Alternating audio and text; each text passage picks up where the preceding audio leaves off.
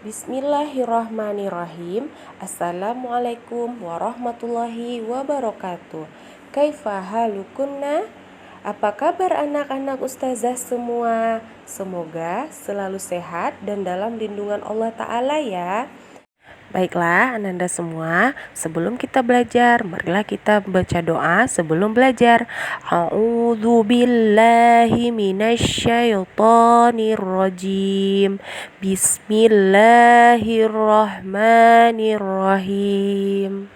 Raditu billahi rabba wa bil islami dina wa bi Muhammadin sallallahu alaihi wasallam nabiyya wa rasula.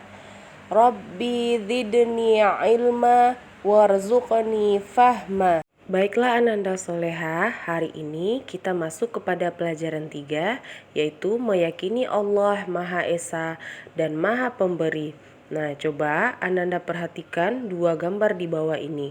Gambar 31, seorang fulan yang berdoa dengan khusyuknya. Nah, gambar 32, fulanah sedang memberi makanan kepada seorang nenek. Menurut Ananda semua, apakah makna yang terkandung dalam dua gambar di atas? Nah, Ananda Soleha, gambar itu menjelaskan bahwa mereka beribadah kepada Allah dan berbuat baik kepada semua orang, tanda mereka beribadah kepada Allah. Dan mereka meyakini bahwa Allah lah yang patut mereka ibadahi. Baiklah, pada bagian pertama kita masuk kepada A, Allah Maha Esa. Allah Maha Esa artinya Allah Subhanahu wa Ta'ala adalah satu dan tidak ada Tuhan yang berhak kita sembah selain Allah. Allah Ta'ala itu tidak beranak dan tidak pula diperanakkan. Tidak ada sesuatu apapun yang bisa menyamainya. Dan Allah Ta'ala itu berbeda dengan makhluknya Ananda dan berbeda pula dengan kita. Kalau misalnya kita butuh makan, butuh minum, sedangkan Allah Subhanahu wa Ta'ala itu tidak. Allah itu maha kuasa dan tidak membutuhkan apapun dan siapapun. Nah, Ananda, kita semua ini adalah makhluk Allah Ta'ala. Kita diciptakan hanya untuk beribadah kepada Allah Subhanahu wa Ta'ala. Ananda semuanya, ibadah itu tidaklah sulit. Kenapa? Karena apabila anak ustazah soleha semua ini mampu memahami bagaimana manfaatnya bagi kita, maka kita akan senang dan bahagia saat kita beribadah hanya kepada Allah Subhanahu wa Ta'ala. Contohnya, kita beribadah kepada Allah, sholat. Sholat itu bentuk peribadatan kita kepada Allah Subhanahu wa Ta'ala, yaitu sebagai pengakuan kita hanya kepada Allah Subhanahu wa Ta'ala lah yang wajib kita sembah dan kita meminta. Nah, Ananda juga harus sholat. Kalau misalnya Ananda tidak sholat, Ananda tidak puasa, berarti Ananda tidak beribadah kepada Allah. Dan Ananda tidak mengakui bahwasannya Allah lah yang hanya patut dan kita sembah dan kita ibadahi. Ya, Ananda soleha semuanya. Ananda semuanya, segala ibadah itu yang kita lakukan hanya untuk Allah Subhanahu wa Ta'ala. Oleh karena itu kita yang pertama harus beribadah hanya kepada Allah Subhanahu wa Ta'ala. Tidak boleh menghambakan diri kepada selain Allah Subhanahu wa Ta'ala. Dan kita tidak boleh menyekutukan Allah Subhanahu wa Ta'ala dengan sesuatu apapun. Nah, kita juga tidak boleh meyakini pada ramalan-ramalan nasib. Contohnya mendatangi dukun dan selain sebagainya. Nah, kemudian yang kelima, kita selalu memperbanyak zikir kepada Allah Subhanahu wa Ta'ala. Zikir kepada Allah saat kita senang, saat kita sedih, saat hujan, saat panas, sedang kita sakit, dan saat kita sedang sehat. Baiklah Nanda, sekarang kita masuk kepada poin B, Allah Maha Pemberi.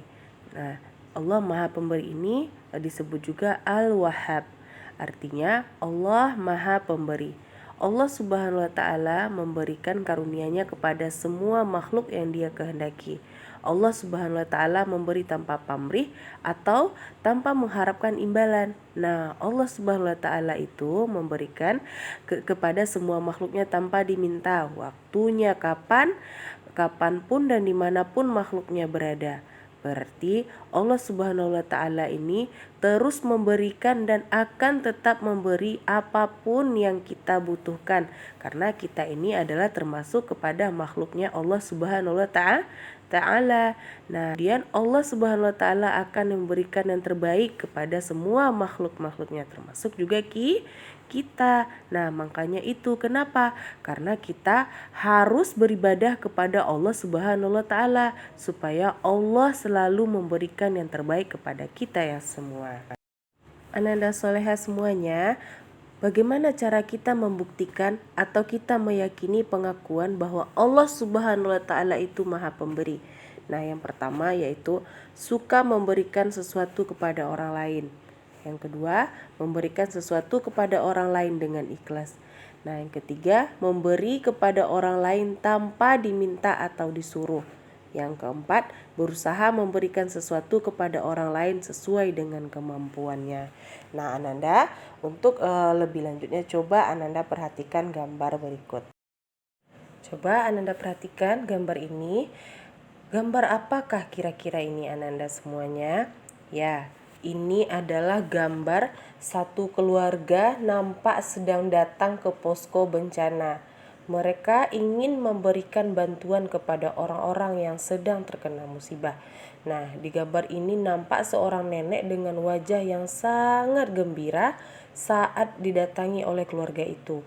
Dan keluarga itu juga sangat senang saat bisa berbagi kepada nenek tersebut atau orang yang sedang membutuhkan. Nah, Ananda semuanya, nah seperti itulah Allah Subhanahu wa taala memberikan nikmatnya kepada kita semua. Nah, Allah Subhanahu wa taala memberikan semua yang kita minta dan yang tidak kita minta, dan Allah Subhanahu wa taala memberikan tanpa bosan kepada kita Ananda semuanya. Oleh karena itu Ananda soleha anak ustazah, semua kita harus selalu beribadah kepada Allah Subhanahu wa taala, dan hanya kepada Allah lah kita meminta, dan insya Allah pasti akan memberikan dan mengabulkan apa yang Ananda semua harapkan, insya Allah. Baiklah Ananda semua, kita cukupkan pelajaran sampai di sini untuk hari ini. Semoga apa yang Ustazah sampaikan mudah dimengerti dan dipahami ya Ananda semuanya. Mari kita tutup dengan doa kafaratul majelis. Subhanakallahumma wa bihamdika asyhadu an la ilaha illa anta wa astaghfiruka wa atubu ilaik. Assalamualaikum warahmatullahi wabarakatuh.